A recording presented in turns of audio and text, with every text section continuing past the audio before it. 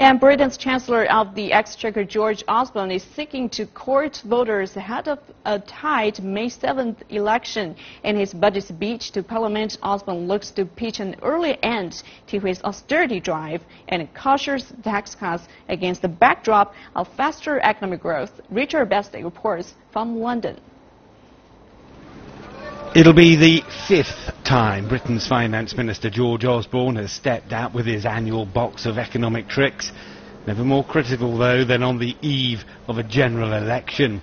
Problem is, economists largely agree there's little economic wiggle room in the world's sixth largest economy. There is very little fiscal room in the UK to play around with, and even if the revisions to growth do happen, it's still not going to eliminate the problem of having to cut the deficit.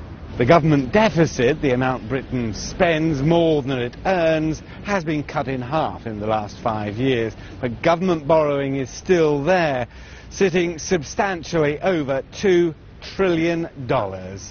So, difficult decisions lie ahead, says Osborne. I've got an economic plan that is delivering more jobs, that is growing our economy, that is raising living standards. We have to go on working through that plan, not throw it away.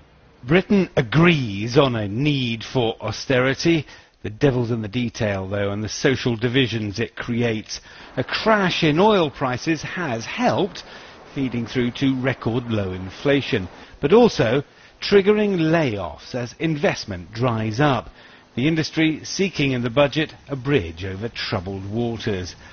And cheaper prices in the shops, along with 6 years of record low interest rates at 0.5%, have been a boost to consumers and borrowers.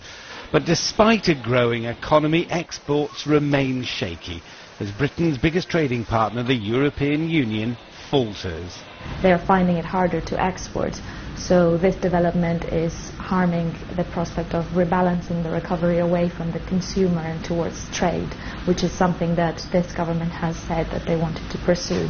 A recent opinion poll said that more than half the UK thought George Osborne had done a good job. Perhaps, strangely, according to the same opinion polls, that popularity hasn't converted into potential votes for this place, the Houses of Parliament.